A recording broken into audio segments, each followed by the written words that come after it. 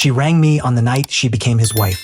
Not to say sorry, not to justify anything, just breathing into the phone, shallow and panicked, like the ground had vanished beneath her feet.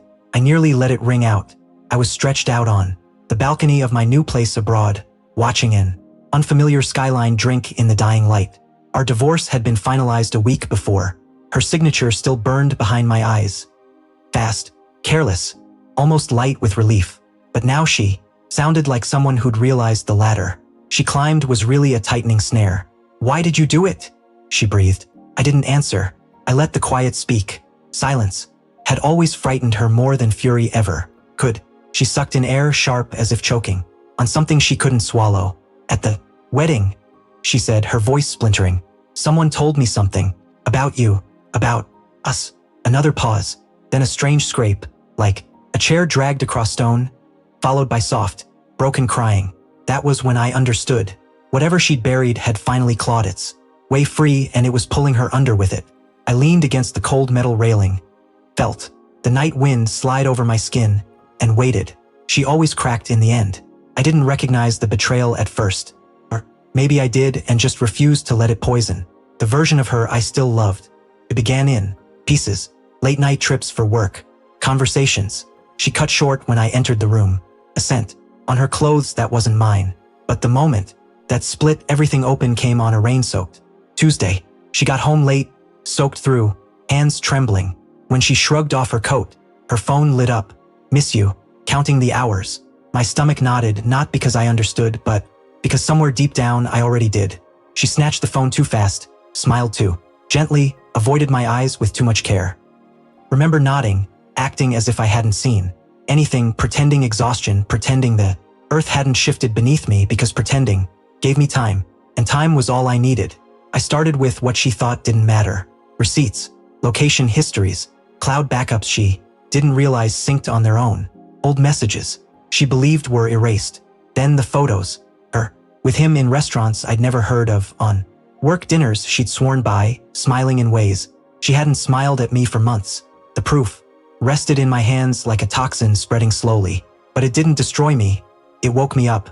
I kept my expression smooth, my voice even, my days unchanged.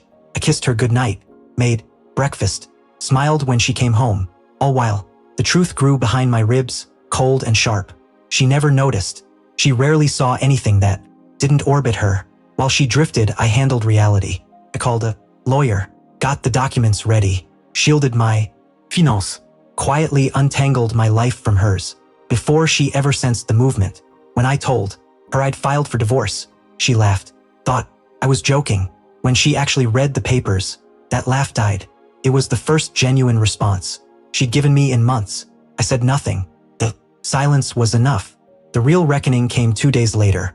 I left a folder on the kitchen table, printed photos, call logs, timestamps, a clean list of days she'd believed were buried. She walked in humming. Then she saw it. Everything inside her collapsed.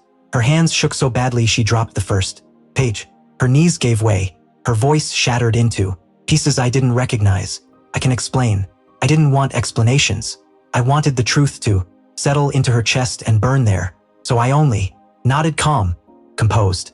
Her world was unraveling. Mine had already been rebuilt. She cried for hours. I didn't reach for her, not even a touch. When she finally asked, "What do you want from me?" I gave her the answer she never expected. Nothing. Her face twisted. That hurt her more than any revenge ever could have. I left the country a week later. New apartment, new life, new quiet. Then came her wedding. She married him, the lover, the man she burned everything for. And on that day, someone leaned close and whispered the truth into her ear. Then they told her the part that snapped what was left of her composure. He still loved you, right up until you made sure he couldn't. That's why she called me. Not for closure, not for forgiveness, but because she finally understood she'd been replaced by her own decisions. I felt nothing. Her breathing quivered through the phone. Her voice barely held together. "Please," she said, "say something." I let the